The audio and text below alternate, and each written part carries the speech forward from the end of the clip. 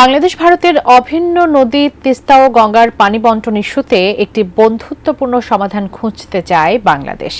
তবে একই সঙ্গে এই ইস্যুতে ভারতের সঙ্গে বন্ধুত্বপূর্ণ সমাধান সম্ভব না হলে আন্তর্জাতিক আইনের দ্বারস্থ হতে পারে বাংলাদেশ।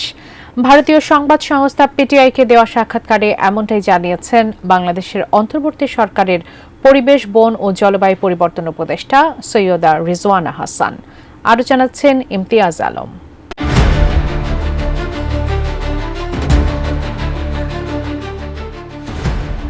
ভারতীয় সংবাদ সংস্থা পিটিআইয়ের সাথে এক সাক্ষাৎকারে পরিবেশ, বন ও জলবায়ু পরিবর্তন উপদেষ্টা সৈয়দা রিজওয়ানা হাসান জানিয়েছেন, তিস্তা নদীর পানি বণ্টন ইস্যুতে একটি বন্ধুত্বপূর্ণ সমাধান খুঁজে বের করার লক্ষ্যে ভারতের সঙ্গে আলোচনা পুনরায় শুরু করার আগ্রহ প্রকাশ করেছে বাংলাদেশের নতুন অন্তর্বর্তীকালীন সরকার। তিনি জানিয়েছেন, এই ইস্যুতে চুক্তিতে পৌঁছানো সম্ভব না হলে বাংলাদেশ আন্তর্জাতিক নীতিমালা ও আইনের দ্বারস্থ হতে পারে। সৈয়দা রিজওয়ানা হাসান জানান, তিস্তার পানি বণ্টনের বিষয়টি নিয়ে বাংলাদেশের সংশ্লিষ্ট সব অংশীদারদের সঙ্গে আলোচনা করা হয়েছে। গঙ্গা চুক্তিতেও কাজ করার কথা ব্যক্ত করে তিনি এসবের বাস্তবায়ন আগামী 2 বছরের মধ্যে শেষ করার তাগিদ দেন। 414 কিলোমিটার দীর্ঘ তিস্তা নদী ভারতের সিকিম ও পশ্চিমবঙ্গ রাজ্যের ভিতর দিয়ে প্রবাহিত হয়ে বাংলাদেশে প্রবেশ করেছে। এই নদীর উপর ভারত গজলডোবায় একটি বাঁধ দিয়ে পানি প্রত্যাহার করছে, কিন্তু এই বিষয়ে বাংলাদেশের সঙ্গে পানি বণ্টন নিয়ে ভারতের কোনো চুক্তি নেই। 1996 সালে গঙ্গা পানি বণ্টন চুক্তির আলোকে তিস্তার পানি বণ্টন চুক্তি করার চেষ্টা করা হলেও তা এখনও বাস্তবায়িত হয়নি।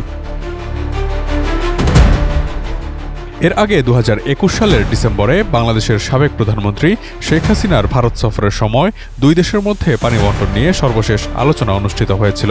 তখন কোনো আনুষ্ঠানিক চুক্তি না হলেও শেখ হাসিনা ও ভারতের প্রধানমন্ত্রী নরেন্দ্র মোদীর মধ্যে আলোচনা বিরোধ সমাধানের জন্য একটি নতুন প্রতিশ্রুতির ইঙ্গিত দিয়েছিল।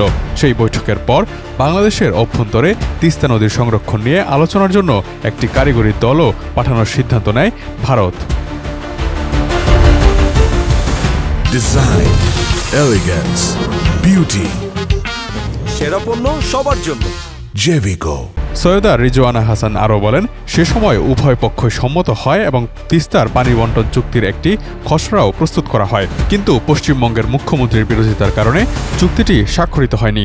বাস্তবতা হলো, আমরা চুক্তিটি চূড়ান্ত করতে পারিনি। সুতরাং আমরা সেই জায়গা থেকে চুক্তির খসড়া দিয়েই শুরু করব এবং ভারতকে এগিয়ে আসার ও সংলাপ প্রক্রিয়া পুনরায় শুরু করার আহ্বান জানাব।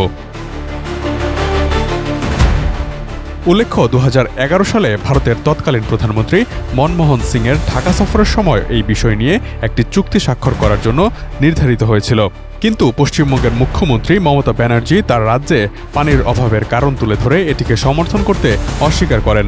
সেই থেকেই তিস্তার পানি বণ্টন নিয়ে চুক্তির বিষয়টি ঝুলে আছে।